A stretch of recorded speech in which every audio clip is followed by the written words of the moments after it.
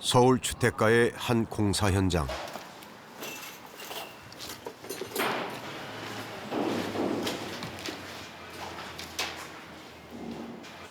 네, 수고하십니다. 제가 살 집인데 좀 잘 좀 해주세요. 네. 미양 좀 잘 빼주세요. 김용기 씨는 지난 20년 동안 살아온 집을 허물고 새 집을 짓는 중입니다. 천장이요. 그거 좀 결론 혹시 모르니까 좀 더 빼주시면 어때요? 앞으로 다 붙어요. 그러니까 이 부분 이런 부분들 혹시 모르니까 한 30점만 좀 빼서 결로 생겨버리면 베리거든. 30년간 건축 일을 해왔지만 자신의 집을 짓는 건 처음이라는 김용기 씨. 구석구석 신경 쓰는 모습이 조금은 들떠 보입니다. 이게 이제 우리 부부 공간. 이 집은 지금껏 고생해온 아내에게 선물하는 신혼집이랍니다. 다른 집보다 천장도 높게 만들었습니다. 집사람이 좋아하니까 여기에다가 영화를 볼 수 있는 시스템을 갖춰주려고 같이 볼 수 있는 공간을 여기 스크린하고 해서 좀 만들어 놓을 거예요. 우리만의 그 공간을 좀 만들어야겠다는 생각이 주된 목적이에요, 여기는. 사남매의 장남인 김용기 씨. 부모님을 모시고 살면서 동생들 뒷바라지까지 해준 아내에게 늘 미안한 마음입니다. 아이들 방은 없어요? 애들 방? 지들로 나하고 같이 안 살겠다고 다 나갔잖아.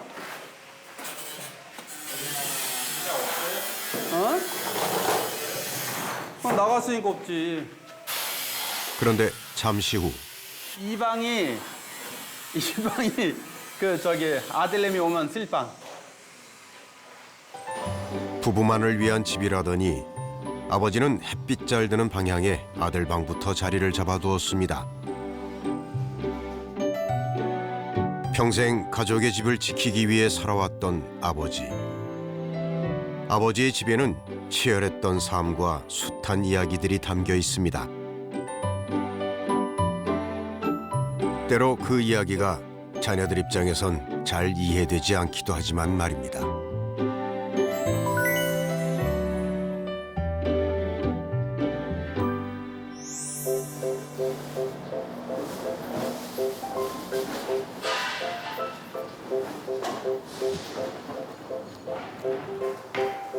김용기 씨의 아들 진전 씨는 집을 구하러 다니는 중입니다.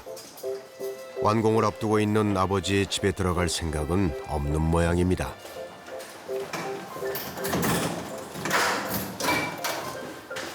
어떠세요? 작죠? 크기는 확실히 작긴 작네요. 겨우 몸을 누일 수 있는 방이 월세 35만 원입니다.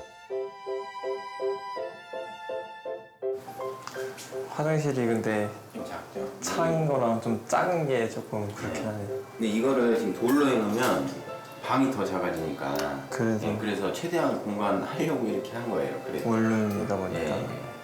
여기 좀 다른 1년 전에 구한 집의 계약이 끝나 이사를 해야 하는 진전 씨. 다음 집은 상황이 나을까요? 깔끔하고 다 괜찮은데 네. 지한데 네. 환풍기가 돌아가요. 한번 계속 돌아가요? 네. 그러니까 시간대별로 계속 돌아가는데 일단 보세요. 이런 집도 있어요. 부동산 중개업자는 창문도 없는 완전한 지하층으로 진전 씨를 안내합니다. 여기 청소가 다 돼 있으니까 오. 보세요.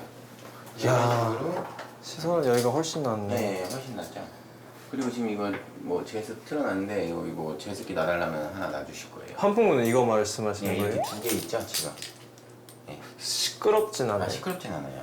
그냥 이게 시간 뭐 한두 시간 돌아가고 또 멈추고 돌아가고 멈추고 이런 식으로. 뭐 장난 아닌데 여기가 제일 좋은데 지금까지 본 데 중에.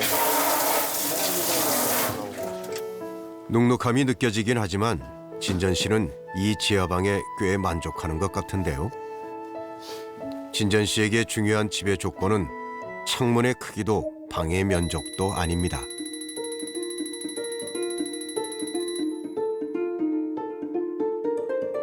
사실 계기가 된 거는 그거예요. 아버지랑 부딪힌 게 싫어서. 제가 울었어요. 막 너무 대화하는 것 자체가 곤욕이다 보니까 해병대를 지원하면서도 아버지가 센지, 그러니까 집이 더 힘든지 군대가 더 힘든지 싶었는데 마음이 편한 데는 군대가 편하더라고요. 아버지로부터 독립해 처음 구한 지금의 집은 주차장 바로 옆에 현관이 있습니다. 어머니는 방까지 들어오는 차의 매연을 걱정했지만 진전 씨는 바퀴벌레만 아니라면 이 집도 꽤 만족스러웠습니다.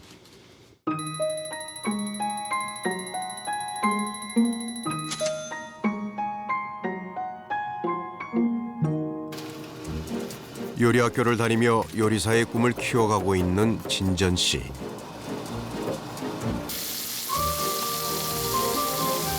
밥보다 자주 해먹는 게 알리오 올리오 파스타라고 합니다.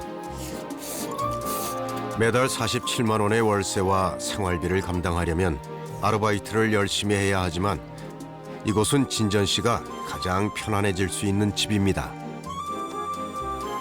집이라는 곳이 원래 편안해야 되고 세상에서 제일 좋은 곳이어야 되잖아요. 이제 아버지와의 마찰이 심할 때 집이 제일 들어가기 싫은 공간이 돼버린 거예요. 비 뭐 새지 않고 뭐 이런 데서 그냥 안전하게 지낼 수 있는 그런 공간이면 충분할 것 같아요. 뭐 이렇게 집을 더 높이 쌓아서 뭐 재산으로 이렇게 남기고 싶고 이런 마음은 별로 없어요.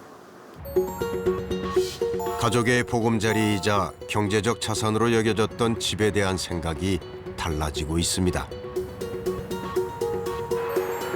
현재 20, 30대인 청년들 중에는 가족이 아닌 개인의 공간, 내 개성을 반영할 수 있는 곳으로 집을 인식하는 경우가 많았습니다. 여름엔 덥고 겨울엔 춥다는 옥탑방도 상관없습니다.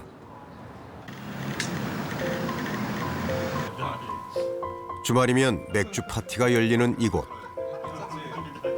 친구들 사이에서 선망의 대상이라는 용재 씨의 집입니다. 우리 현실은 내 현실은 그렇지 않은데 내가 이 현실은 아니고. 방은 7제곱미터 남짓. 대신 옥상이 넓은 이 집은 보증금 1,000만 원에 월세 32만 원입니다.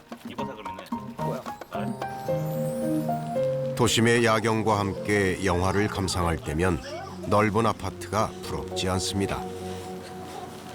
분위기가 너무 좋은 거예요. 그냥 친구들이랑 다 같이 모여가지고 아니면 또 연인이나 모여서 그냥 이렇게 뭐 영화도 볼 수 있고 뭐 사실 뭐 장소가 중요한 거지 꼭 굳이 비싼 데를 가서 분위기를 낼 필요는 없잖아요. 노래 꺼졌다고. 옥탑 파티에는 누구라도 환영할 수 있다는 용재 씨. 하지만 초대가 망설여지는 한 사람이 있습니다. 죽이겠죠. 아니 지금 이게 보증금이 1,000만 원인데 여기 꾸민 게 지금 제가 한 300~400을 썼거든요. 거의 300? 그러니까 뭐 제가 빔 프로젝트나 이런 거 다 하니까 300 정도. 이게 생각보다 비싸더라고요. 그래가지고 아마 미친놈 소리 하시겠죠.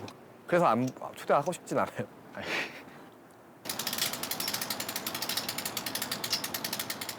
내 집도 아닌 월세집에 인조 잔디까지 깔며 돈 들인 걸 알게 되면 화부터 낼 거라는 아버지. 광명시에 있는 아버지 집에서 직장이 먼 것도 아니었지만 용재 씨는 독립을 하고 싶었습니다. 지금 뭐 네가 돈 쓰는 것보다 모아가지고 한 푼 두 푼 더 모아서 빨리 좋은 집 사고 뭐 안정된 차 사고 뭐 이런 거를 되게 원하시는데 그런 부분에 있어서 저랑은 안 맞았던 거죠. 삶의 패턴 자체가 부모님이랑 저랑 너무 다르다 보니까 좀 엉키는 부분들이 많이 있죠. 그래서 쓸데없는 오해들도 많이 생기고 이해를 못 해주시는 분들도 많이 있고 이러면은 서로 점점 감정의 골이 깊어질 수밖에 없으니까. 아버지와 아들은 왜 그렇게 서로를 이해하기 어려웠을까요? 안녕하세요. 가치관이 다른 아버지와 대화가 어렵다는 청년들이 용재 씨의 옥탑방을 찾았습니다. 안녕하세요. 이쪽으로 앉으시면 되는 거예요. 잘 앉으시면 돼요. 아, 네. 반갑습니다. 용재 씨는 손님들에게 방 구경부터 제안합니다. 깜짝 놀라실 수도 있으니까 진짜. 들어오세요.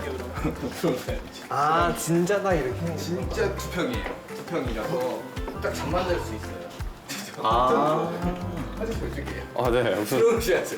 다 봤어요. 네. 집이에요. 그치? 여기 화장실이에요. 아, 네. 굉장히 합리적으로 살고 있어요. 인정. 아 네. 홀로서기 하며 마주친 현실이 만만했던 건 결코 아닙니다. 그럼에도 아들들이 아버지의 집에서 나오고 싶었던 이유는 뭘까요? 아버지가 되게 열심히 사셔가지고 성공하신 분이셔가지고 제가 노는 꼴을 못 봐요, 약간. 집에 있을 때는 좀 쉬기도 하고 그냥 알바 갈 때는 또 열심히 가고 집에서 좀 퍼즐로 잘 때는 퍼즐로 자고 이러는 건데 이제 아버지는 그걸 못 보시는 거죠. 이번에 결정적으로 어떤 게 터졌냐면 이제 동생이 결혼을 해요. 내년에. 저는 이제 나이가 30이니까 이제 결혼 나이가 아직 안 됐다고 생각해요, 저는. 근데 솔직히 안 됐어요. 근데 저보고 이영재 네가 동생보다 결혼을 빨리 하지 않으면 동생 결혼 없다 이렇게 나온 거예요. 그래서 근데 그걸로 이제 되게 트러블이 많이 생겼고 이렇게 막 듣기도 싫고 더 이상 못 참겠다 싶어가지고 아니 근데 이거는 결혼은 진짜 강제로 한다고 할 수 있는 것도 아니고 맞아. 이제 얼마 전 추석 안 나면 가면 이제 아버지 이제 여자친구 있냐? 그렇지. 그걸 물어봐요. 아버지 그거를. 뻔한 맺은 거지. 그걸 왜 물어본지 모르겠어. 나는 지금 결혼 안 할 건데 지금 혼자 살 건데. 지금 좋은데. 네, 집 너무 좋은데 딱 그 정말, 패턴 있잖아요. 그 대사들, 그 대사, 부모님들 주옥 대사들. 같은 대사 있죠. 주옥 같은 대사들. 왜 꾸준히 고정적인 수입에서 얼마를 저축하고 얼마에서 집을 해야 사고 되는데. 이런 이렇게 몇 살에 뭐 사고 몇 살에 결혼하고 해야 되는데 어떻게 그러냐 이렇게 하죠. 자녀 세대는 부모 세대보다 결혼을 덜 중요하게 여기는데요. 돈을 쓸 때도 사회적인 기준보다 내 만족이 중요합니다. 아버지는 되게 탐탁지 않게 생각하시죠, 사실은. 딱 표정 보면 알 수 있잖아요, 이게. 아니까 저 느낌이 있지. 말을 더 이제 안 하게. 그런 부분에서는 이제 또 예민한 부분을 이제 피할 수 있는 저희 스킬이 생기잖아요, 이제. 눈치도 빨라지고 이러니까. 하다가 그렇지. 뭐 한 30만 원이면 15만 원이에요. 3만 원, 3만 원. 3만 원. 아, 3만 원이. 주워왔어요. 이렇게 얘기하고. 친구가 줬어요, 정도 괜찮아. 저도 월세 막 속이고 살고 있거든요. 막. 희망 갖고 그렇게 하느니 확실히 내가 할 수 있는 방법은 뭔가 싶어가지고 혹시 같이 사시는 형님은 마찰 없으세요? 저는 거의 제 생활 패턴이랑 아버지 생활 패턴이랑 겹치는 시간이 별로 없어서 애초에 만날 일을 별로 안 만들면 돼요. 저도 아버지를 피해 다녔었어요, 집에서. 어떻게 약간. 보면 그러니까 피해 다니는 걸 수도 있는데 아버지를 미워하는 게 아니라 그냥 안 맞는 게 너무 싫은 거예요. 같이 사는 동안에도 아버지를 피해 다녔다는 진전 씨지만 주말이 되면 가끔 부모님 집을 찾습니다.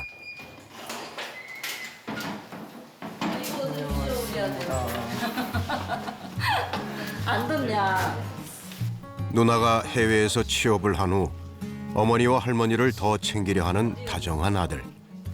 이사갈 집에 대해서도 상의를 합니다. 300에 40인데 지하긴 해도 근데 지상으로 올라오니까 1500에 42로 바뀌어버렸죠. 그게 그렇게 쉽게 어머니와는 잘 되는 대화가 왜 아버지와는 어렵게만 할까요? 욕심 때문에. 욕심 때문에. 자기보다 더 잘 되기를 뭐 그렇겠죠. 거의 아빠들이. 근데 유난히 더 욕심 많은 거예요. 자수성가하는 스타일이에요. 본인이. 네. 어렵게 컸는데 그래도 너네는 이 정도는 해주는데 못하느냐 이런. 모처럼 집에 온 아들이 내심 반가운 아버지는 슬쩍 아들 옆에 가서 앉습니다. 아들에게 무슨 말을 건네는 게 좋을까요? 너는 왜 그 저거를 쿠션을 못 살겠냐? 맨날 그러고 안 났었는데 원래 맨날 그렇게 안 하는 게 습관이었다고. 옛날부터. 그 저기 말고 아르바이트 그거 말고 또 운동하는 건 있냐?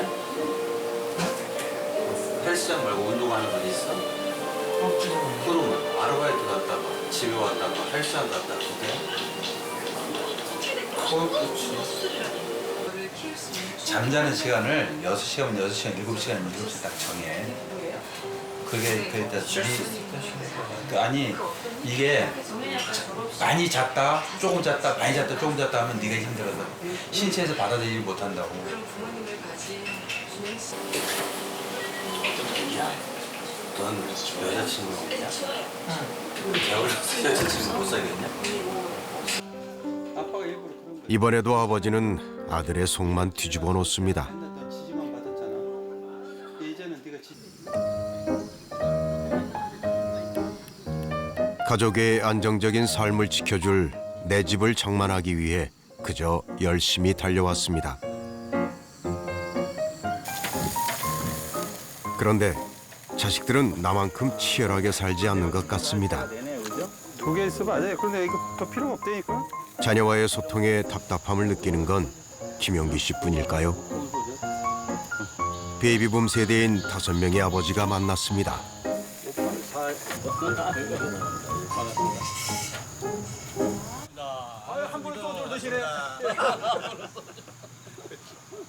맛있게 드십시오.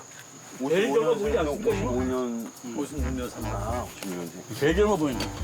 아니 저보다 훨씬 적어 보이세요. 그러니까. 보기에는 제가 제일 나이가 많이 먹어요. 좀 그렇긴 해요. 네. 자, 한잔 합시다. 술이 술술로 뭐가 술인데. 아유, 반갑습니다. 고생 많이 하셨습니다. 아유. 잠시 후 아버지들은 답답한 심정을 토로하기 시작합니다. 월세 47만 원짜리 살더라고. 얘 겁 없이. 우린 살아봤으니까 알잖아요. 47만 원이라는 월세가 얼마나 큰가를. 1년 살았어 마침. 지 집도 아닌데 몇백만 원, 몇천만 원 쳐발라가지고 제발 내 새끼 아니었으면 좋겠다는 생각해야지. 그건. 저희 집에 문제거리가 하나 있어요. 둘째 놈이 지금 뭐 직장을 다니는데 한 달에 200만 원 받아요. 근데 외제차를 사고 싶다는 거예요. 지금 아이들 그 무슨 외제차야 인마. 정차 사고 싶으면 그 RV 요즘 싼 거 많이 나오는 뭐 이런 거 사라.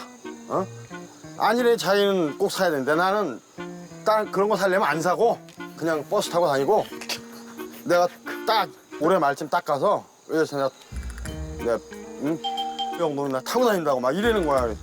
요새 뭐 요로족이니 막 이런 사람들이 있잖아요. 앞으로 차차 후에 생각도 할 줄 알아야 되잖아요. 근데 그게 좀 결핍된 것 같아요. 그러면 향후에를 생각한다면은 지금 저축의 필요성도 알고 그리고 안정된 집이 필요하다는 것도 알고 이러겠는데 결혼하고 그러려면 이거 돈 착실히 모아야지 했더니 난 결혼 안 한대요. 애도 안 낳고 결혼도 안 하고 그러니까 나 하고 싶은 거 그렇게 말하니까 답답한 게 이거는 왜 애 안 낳아? 나는 나 같은 자식 낳을까 봐 안 낳아요. 이렇게 말하면 할 말이 없어요. 어차피 은 선생님의 그 아드님 못 이겨요. 예, 아니 먼저 이제 집을 나가는 걸 못 나가게 했더니 아니요. 차 사는 거는 자기가 사겠다는 거예요. 이제. 아니요 나가게 하세요. 아니, 집 나가라고 해요. 아이들은 아이들의 가치 기준이 있고 우리는 우리 기준이 우리는 어렵고 집 없이 살다가 집 하나 장만하는 게 행복한 거예요. 집 제일 빨리 예? 만들려고 그렇지? 그랬지. 그렇게 해서 저 빼고 안 달려가는 거고. 쳐다보고. 이 아버지들은 한국 전쟁 직후 인구가 급증할 때 태어난 이른바 베이비 부모입니다. 1960년에는 한 해 출생 인구가 100만 명을 넘어섰는데요. 학교에선 한반 60명은 기본, 80명이 함께 공부하기도 했습니다. 개띠인 58년생으로 대표되는 이들은 일명 한강의 기적이라 불리는 경제 성장의 주체가 됩니다.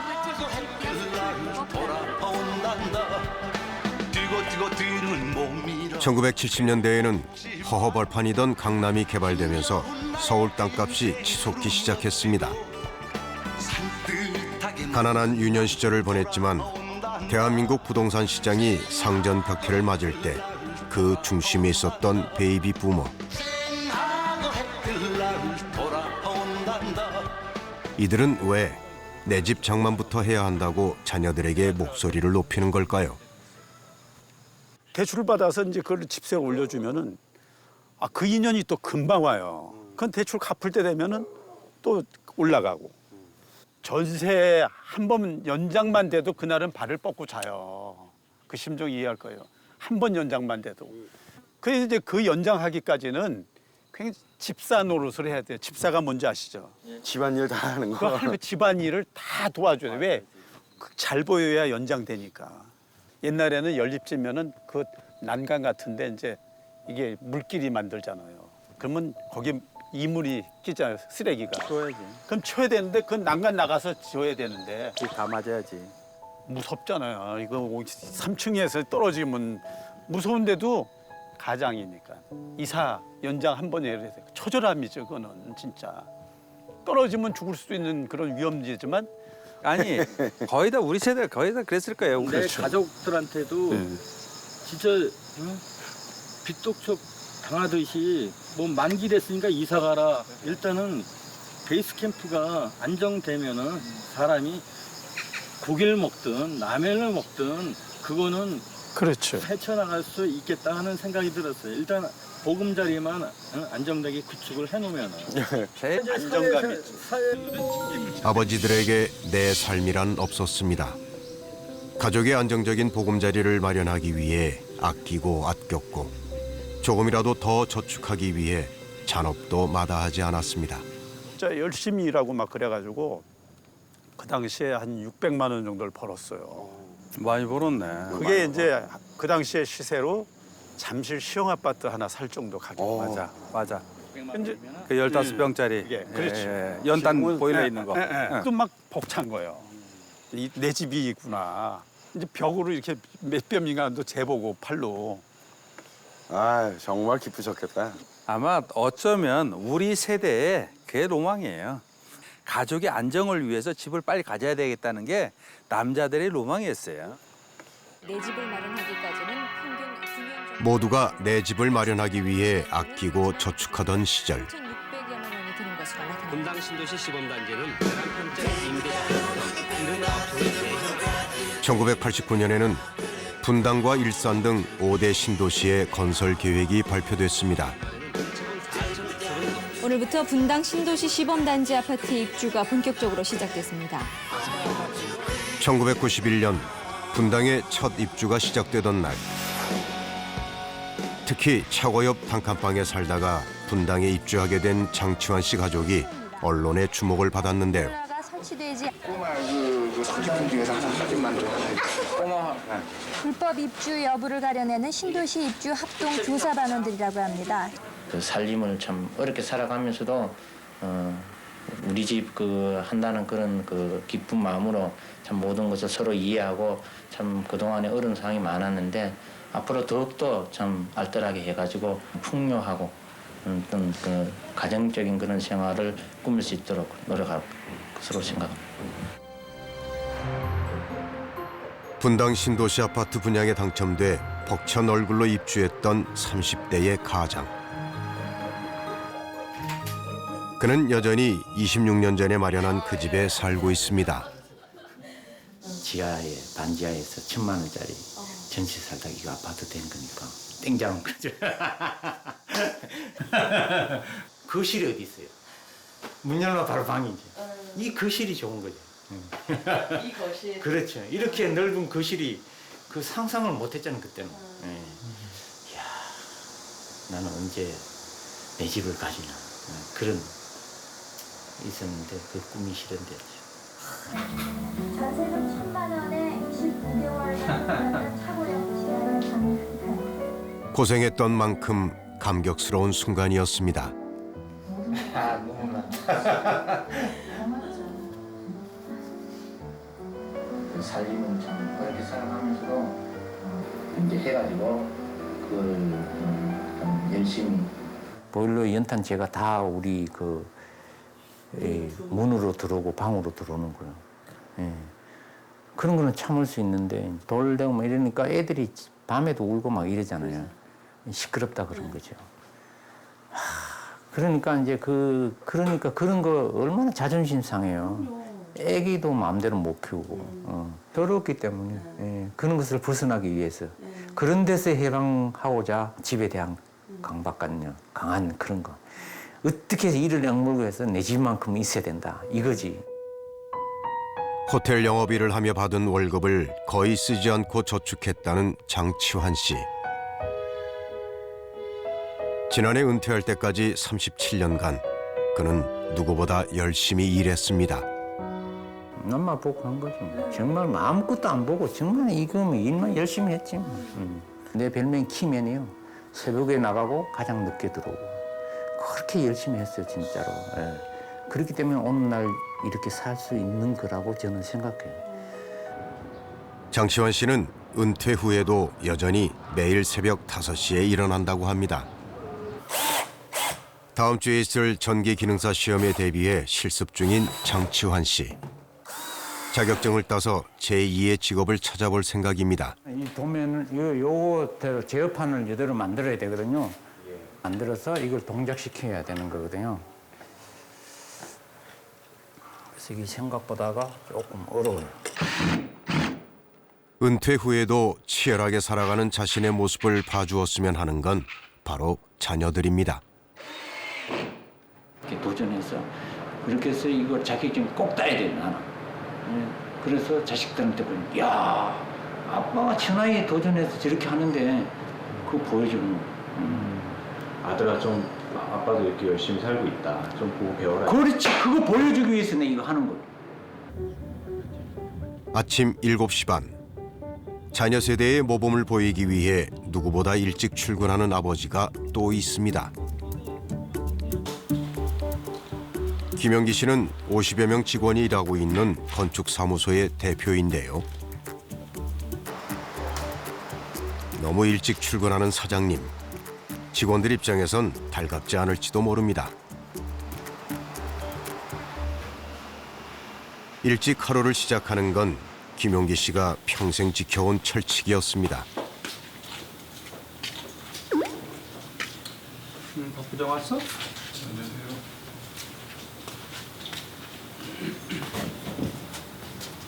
저는 원래 출근을 일찍 해요. 저는 그리고 항상 문을 열어놔요. 화장실을? 예. 그리고 좀 부지런해야 되고 남보다 좀 더 빨리 시작하면 훨씬 편안하다. 그걸 내가 많이 느껴요. 그래서 그랬어요. 저는 그 접수 후 2주. 그러나 자신이 믿어온 원칙들을 얘기하다 보면 젊은 직원들과 부딪힐 때가 많았습니다. 하나 있냐? 김영기 씨는 더 이상 직원들의 회의에 참석하지 않습니다. 회의가 끝나면 진행 상황을 보고만 받습니다. 환갑의 사장님에게 젊은 직원들과의 소통은 어려운 문제입니다. 오랫동안 아마 생각을 좀 하셨던 것 같아요. 좀 하면서 얘들하고 그 소통이 좀 안 되구나 이런 느낌을 받으셨는지 제가 말씀 들으실 때 좀 고민은 잠깐 하셨지만 그래도 흔쾌히 좀 받아들이셨어요. 30년 전 46만 원을 가지고 김용기 씨 혼자 시작했다는 회사는 건축 적산 분야에서 국내 2위 기업으로 성장했습니다. 사장님은 성공적으로 회사를 이끈 노하우를 자꾸 얘기해주고 싶습니다. 대표님이 직원들한테 얘기를 못하니까요. 답답하시는지 프린트 받으셔가지고 이렇게 붙여놓으시는 거예요.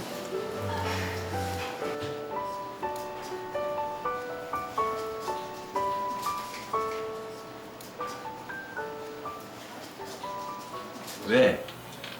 이만큼 살아온 경험이 있잖아. 그런데 진실을 이야기하는데 애들은 그게 잔소리가 되는 거야. 우리 때는 물불 안 가리고 일을 했고 지금 세대는 자기를 찾으면서 일을 하고 크게 보면 그렇게 보는 거지.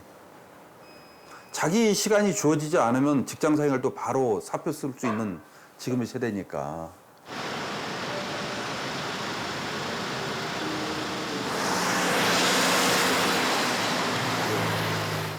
평생 직장은 이제 옛말이 되어버린 걸까요?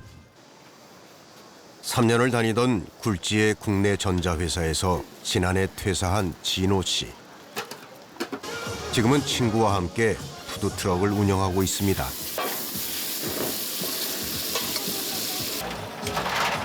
사무실에서만 일했던 진호 씨에게 거리에서 하는 음식 장사는 만만한 일이 아니었습니다.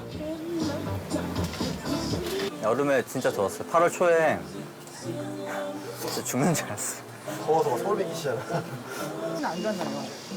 하지만 음식 장사를 하면서 가장 힘든 건 더위가 아닙니다. 안녕하세요. 식재료를 잔뜩 준비해 두었는데 손님이 영 찾아오지 않는 날이 가장 두렵습니다.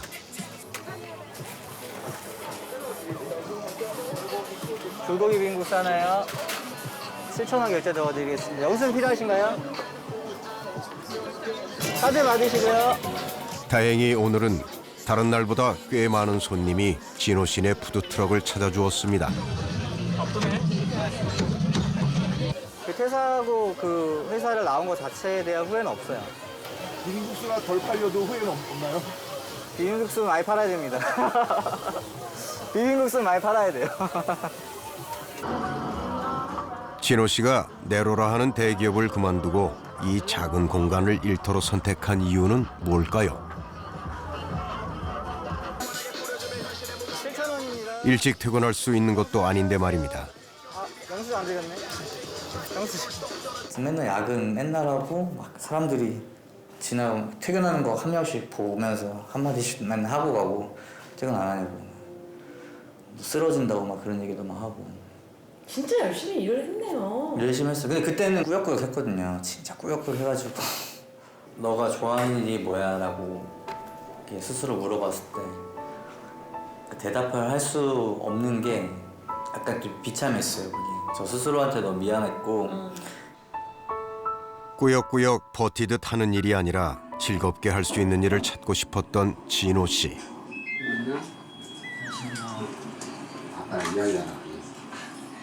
진호 씨가 회사를 그만두고 가장 큰 실망을 한 건 아버지입니다. 퇴사한 지 벌써 1년. 진호 씨는 푸드트럭 얘기도 아직 정말 하고 싶은 일을 찾지 못했다는 얘기도 아버지에게 하지 못했습니다. 근데 인생은 다 거기서 거기야. 살아가는 게. 자기 직업에 만족하고 사는 사람이 누가 있냐. 대통령도 직업에 만족 안 하거든. 대통령 만족하면서 하는 사람이야. 아빠도 한때는 꿈이 있어지 사실은. 공부를 해서 유명한 사람이 되고 싶었고. 그래서 나는 지금 아빠도 나는 지금도 진호도 대전에 다닌다고 그런다. 퇴사했다고 말 못하고 있어. 아빠 친구들한테.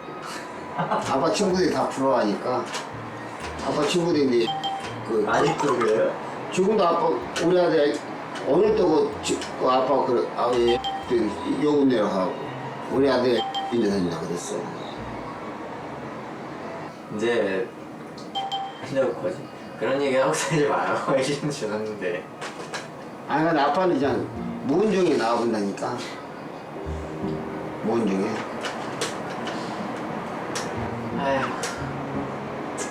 아버지도 아들도 정작 하고 싶은 얘기를 꺼내지 못했습니다.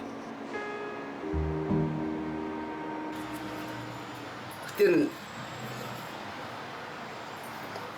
좋았지. 얼마나 좋으셨어요? 안아줬으니까 안아주셨어요. 합격했다 해서 제죠. 고생했다겠죠. 아니 남들은 그리 들어가기 힘든 직장을 들어가서 얼마 친구들도 부러워하고 그랬는데 뭐 보면은 결혼도 하고 그렇게 해서 남들 사는 것처럼 사는 건데 지금 저 상태니까 아빠가 뭐 하라고 물어봐도 안 가르쳐줘요. 푸드트럭을 운영하면서 진호 씨는 계속 진로를 고민 중입니다. 일과 직업을 선택하는 데 있어서 진호 씨에게 가장 중요한 것은 뭘까요? 예전에는 몰랐는데 그러니까 저의 삶이 제일 중요한 것 같아요. 그러니까 이게 제가 가끔 그래서 되게 이기적인 것 같다는 생각을 많이 해요. 그러니까 예전에는 그렇게 그러니까 뭐 우선순위가 나라는 생각을 한 번도 안 해봤는데 이제 생각해보니까 오늘 내가 하고 있는 일이 조금 힘들지만 즐겁고 성장하는 게 느껴지고 요즘 어때라고 물어보는 사람들한테 즐겁게 산다고 말할 수 있었으면 좋겠어요. 나만의 옥탑방이 천국이라는 용재 씨가 출근 준비를 합니다. 그런데 냉장고에서 나오는 건 아침 식사가 아닙니다. 피부 관리 좀 열심히 하느라고 좀 많이 바르는 편. 때에 따라 좀 다른데 한 6, 7개 정도. 화장품이 너무 더우면은 안 좋다 그래가지고 시원하게 보관하고 있어요.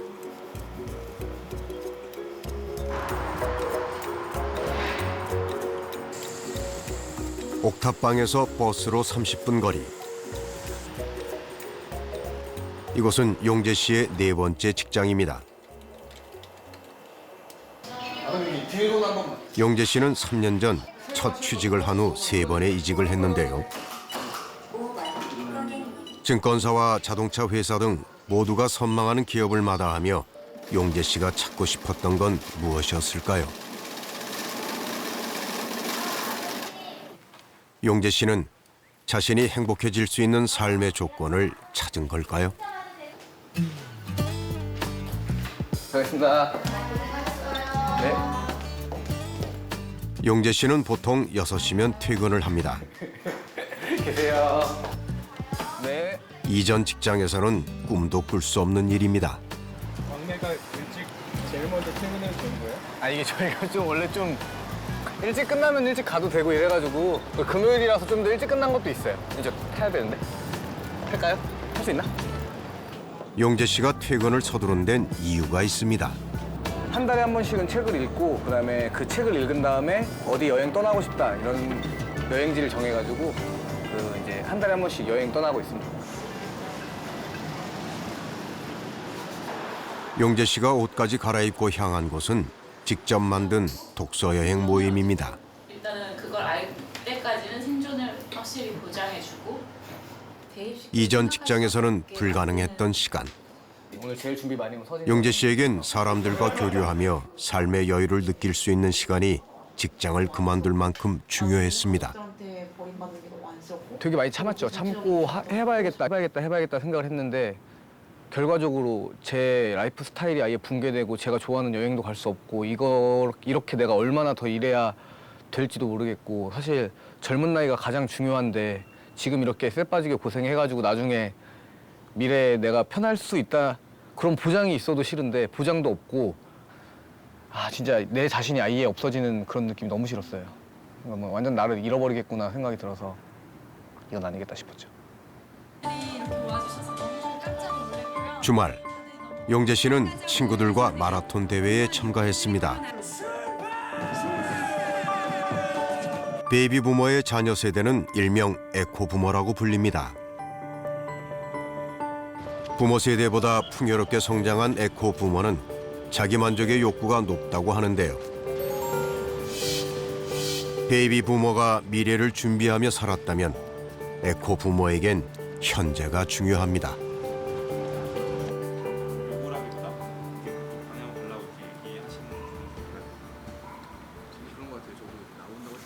제가 아버지랑 계속 다투는 게 뭐냐면 아버지 네가 지금 100만 원이든 200만 원이든 모아서 나중에 결국 네 집을 사야 된다. 그게 다 네 자본이 된다 이러는데 제가 아무리 생각을 해도 이렇게 샘을 굴려봤는데 맞아. 내가 과연 서울에 있는 아파트를 살 수 있을까? 노답이야. 이게 노답이야. 약간 답이 없어. 그렇죠. 퍼 생기지. 만약에 금융 쪽에 계신 분이 이런 얘기가 더 신뢰가 가는 것 같아. 그러면은 나도 내 살 길 찾아야지. 나는 그러면은 지금 돈 열심히 200만 원씩 모아가지고 나중에 집을 사는 거 말도 안 되는 막연한 미래를 투자하느니 지금 내가 200만 원을 나한테 쓰면 너무 행복하거든. 미래에 갖지 못하는 행복이야. 200만 원 모아서 나중에 그게 2,400만 원이 됐어. 그리고 2억 4천이 됐어. 그때 아무리 행복해봤자 필요가 없어. 지금 안 행복한데 그러면 200만 원 모으느라고 지금 너무 불행해. 그런 것보다는 저희가 집을 산다고 하면 20살 때부터 뭐 월급 한 300 받고 이래도 얼마씩 모아야 몇 살에 집을 살 수 있죠? 한 40? 얼마짜리 집을 살 건데? 그래도 못 사죠. 그러니까 내가 벌어서 집은 절대 못 사고 은행에 맞아. 빚을 빚을 지어두든가 아니면 사업을 해서 대박을 치든가. 그냥 로또. 아니면 또 딴 방법이 있나? 자녀 세대가 내일보다 오늘에 더 집중하게 된 데는 녹록치 않은 현실도 한 몫을 한 것인지 모릅니다.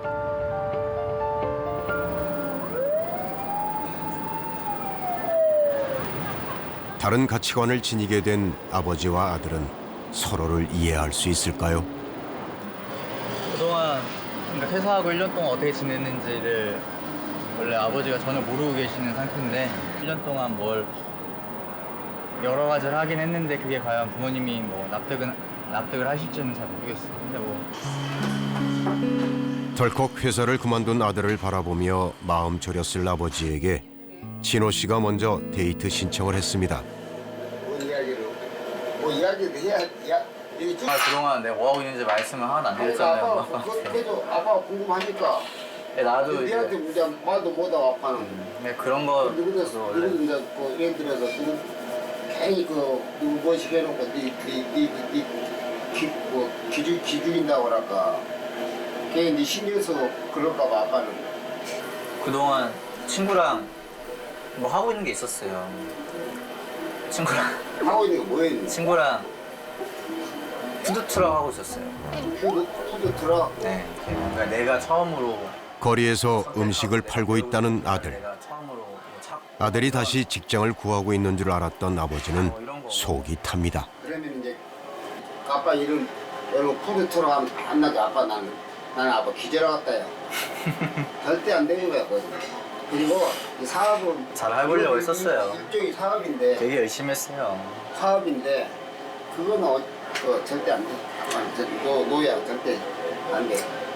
하지 마. 푸드트럭은 일단은 나는 여기까지 하는 걸로 얘기를 했어요, 친구랑. 그러면 이제 너는 이제 그거 접으면 뭘 계획하고? 지금 제가 관심 있던 분야로 전직을 할지 아니면 그냥 기존 경력을 살릴지 고민을 되게 많이 했어요. 근데 관심 있는 분야가 근데 마케팅 쪽이거든요.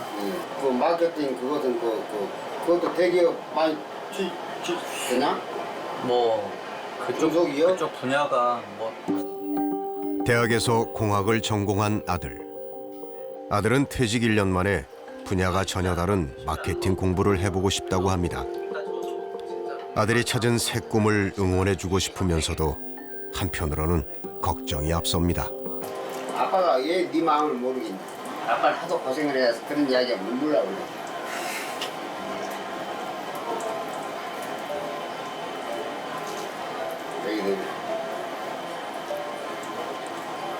여기다 이제 휴게를 못 해줬어도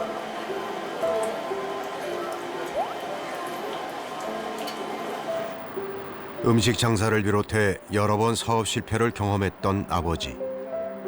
당신이 걸어온 고생스러운 길을 아들은 걷지 않았으면 합니다. 아버지들의 마음은 다 같을 겁니다. 내가 걸려 넘어졌던 돌부리를 피하라고 그렇게 잔소리를 하는 건지도 모르겠습니다. 진짜 힘을 쏟아야 될 시기에 방황한다는 거는 부모로서는 상당히 가슴 아픈 일이라고요. 물론 이제 실패도 용납이 돼가지고 그걸 이제 인정을 해주면 좋겠지만은 사실 대한민국 사회가 실패하는 사람한테 너그럽지가 못해요. 막말로 젊은 애들 그래 좌충우돌 뛰어다니면서 나 이것도 해보고 저것도 해보겠어요. 하긴 하면 빚도 오면 안 주면은 신용불량자가 되는데 부모이기 때문에 살아온 그 경험을 바탕으로 해가지고 그래도 돌다리도 두들겨 가면서 이 길로 가는 게 좀 낫지 않겠느냐 이렇게 이제 어드바이스를 해주고 조언을 해주는 건데 이게 왜 그러냐면 우리가 어려운 시절을 살다 왔잖아요. 응? 사실 어려운 시절을 살다 보니까 살면서 갖가지 함정이 많았어요. 그러니까 아이들은 그런 어려움에 겪지 말고 그렇죠. 욕심. 그래 맞아요. 이제 이런 마음에 아까 형광 씨가 사랑스러운 마음 때문에 내 아이 그러니까 좀 어떻게 알아들어야 돼. 잘 좀 됐으면 하는 마음인데 그렇게 말하면 그때하고 지금하고 비교가 안 되는 거죠. 아버지들도 세상이 달라졌음을 알고 있습니다. 달라진 오늘을 살고 있는 자녀를 좀 더 이해해보고도 싶습니다. 우리 세대는 내일을 살았어요. 내일을 위해서 저축을 해야 되고 뭐하고 지금의 세대는 지금 살아요. 지금. 내일이 아니고 오늘 행복해야 돼요. 그건 맞죠. 믿어줘야 해야 되는데 애를 내가 믿어주지 못한 게 거기에 문제가 있다고 생각을 해요. 근데 아들 내면 나하고 완전히 남이 돼버리더라고. 그래서 이놈 군대 갔을 때 내가 얘한테 잘못됐다고 편지를 썼어요. 일부러 타이핑을 안 치고 손편지를 썼어요. 그럼 조금씩 가까워졌는데 지금 이제 많이 가까워졌어요. 아직도 열이라면 한 4 정도 왔는데 열이라면 이제 겨우 4 정도 가까워졌다는 아들. 진전 씨가 이사를 하는 날입니다. 누구세요? 아이고 엄마 오기 전에 다 끝내려고 그랬는데 좀 남았어. 웬 살림 이렇게 많디야? 진전 씨가 구조 요청을 한 건 어머니입니다. 야 엄마 차에 안 되겠다. 아니야 다 들어갔어. 이래저래 힘쓸 일이 많은데 어머니는 생각나는 사람이 있습니다. 도와줬으면 좋죠. 아빠가 이런 거 잘하는데. 하지만 몸이 힘들더라도 아들은 마음이 편하고 싶습니다. 그냥 아빠 없는 게 이사할 때는 더 편한 것 같아요. 아빠 안 계시는데. 아버지 계시면은 이거는 저기다 놔라, 저거는 여기다 놔라 이렇게 말씀을 많이 하셔가지고.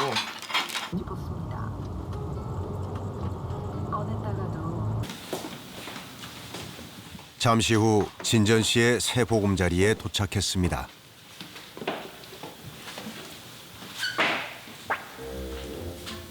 이게 다예요? 왜요? 왜요? 너무 좁아서. 이거 원룸 맞아요? 생각보다 너무 좁네. 극구 반대해서 지하방에 가는 것은 말렸지만 아들이 결국 선택한 집도 어머니 마음엔 내키지 않습니다. 하나도 안 넓네.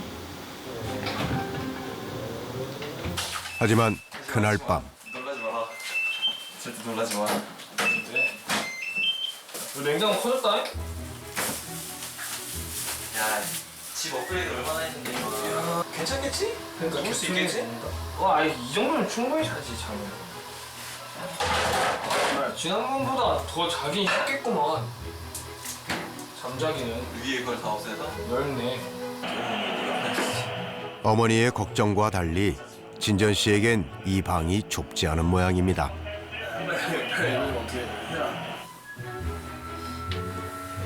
야 근데 여기 훨씬 좋다.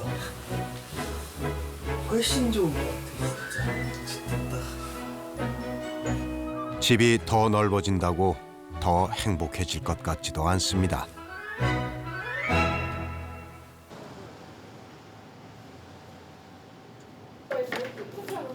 김용기 씨는 요리를 배우기 시작했습니다. 요리사가 되겠다는 아들은 아버지의 집을 떠났지만 아버지는 아들과 대화의 끝마저 놓고 싶진 않습니다. 아직도 이전에 많이 내가 무섭게 했기 때문에 조금 많이 풀어졌는데도 내가 조금 톤이 높아지면 애가 긴장을 해요. 그래서 뭐 진전하고 식사를 하든 아니면 뭐 소주를 한잔 하든 내가 만들든 아들이 만들든 만들어 가지고 하면서 음식에 대한 논도 앞으로는 할 수 있는 시간이 있겠지.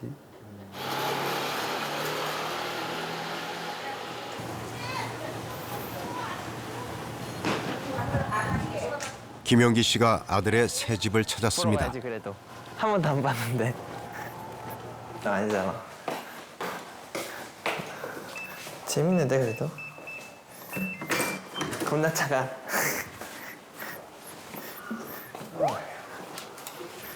그래도 저번보다는 되게 넓은 편인데 그래도.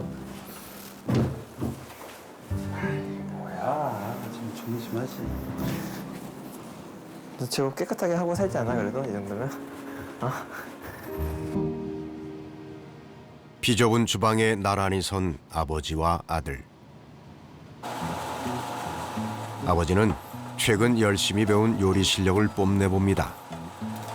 평범한 그 아빠의 이 양념 만드는 손목 스냅이 좀 괜찮지 않냐? 자신감 있어?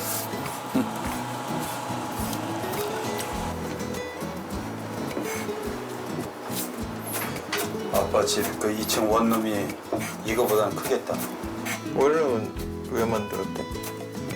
너 같은 애를 받으려고. 그렇잖아. 참 진짜 오래간만에 아들하고 먹네. 그러게 우리 감정적인 싸움을 하게 될까봐 술 한잔 하기도 쉽지 않았다는 부자. 많이 쓴다. 써? 난 아들하고 완전 다른데? 옳은 길로 자식을 이끄는 게 부모의 책임이라 믿었는데 자식에겐 또 다른 세상이 있다는 걸 알지 못했습니다. 그러니까 아빠가 이제 부족한 게 너희들 이야기를 많이 들어주질 못하는 게 그것도 부족했지. 아빠 성격 센 거하고 뻔히 다들 세상 사람이었는데 그렇게 하면은 지금까지 못 살았을지도 몰라. 맞아. 그러니까 우리가 그냥 솔직히 아빠랑 나랑 성격 차이가 많이 나요. 그래서 근데 다른 너 술이 없어? 그런데 어쩌면 네가 아빠 닮아서 그래. 그럴 수 있고.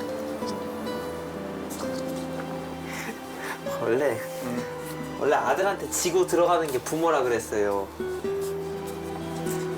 지금 많이 친 거야. 어? 왜냐면 품떠난 자식이라 했지만 아버지는 새로 짓는 집에서 아들도 함께 살았으면 싶은 마음을 지울 수가 없습니다. 내가 기다려줘야지. 안 들어오면은 우리 옷방 쓰고. 안 들어가.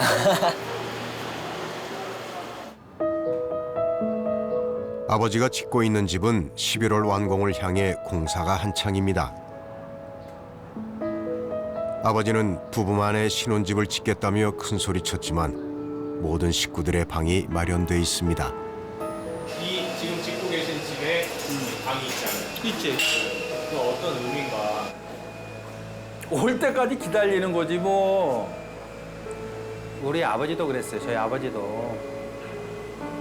내 사랑이다.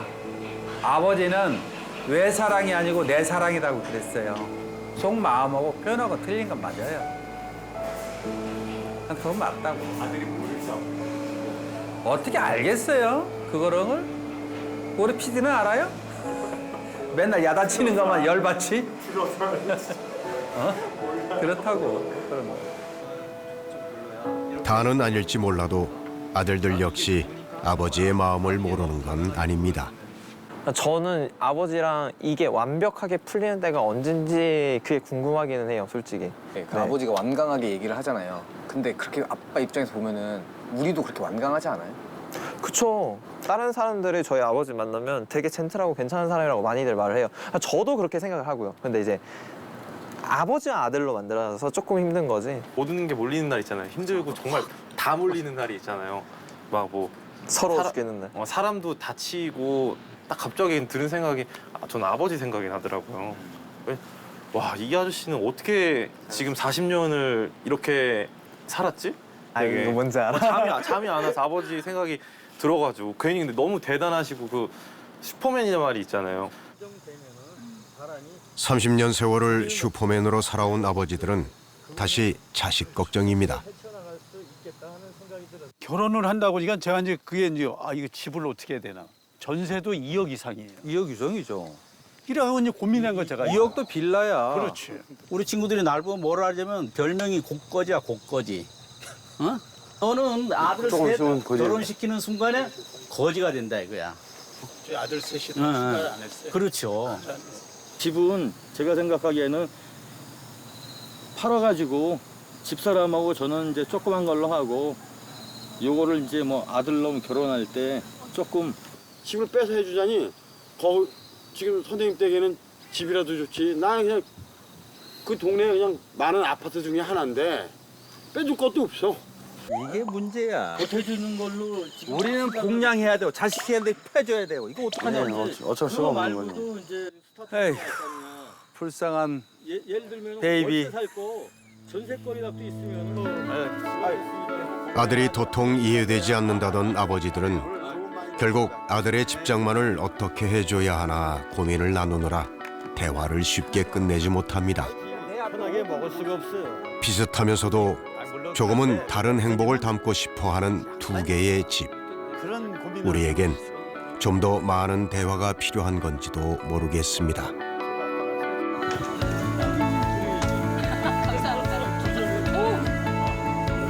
저기 해가지고 자고 하나는 얘기를 하고 하나 더 주죠. 하나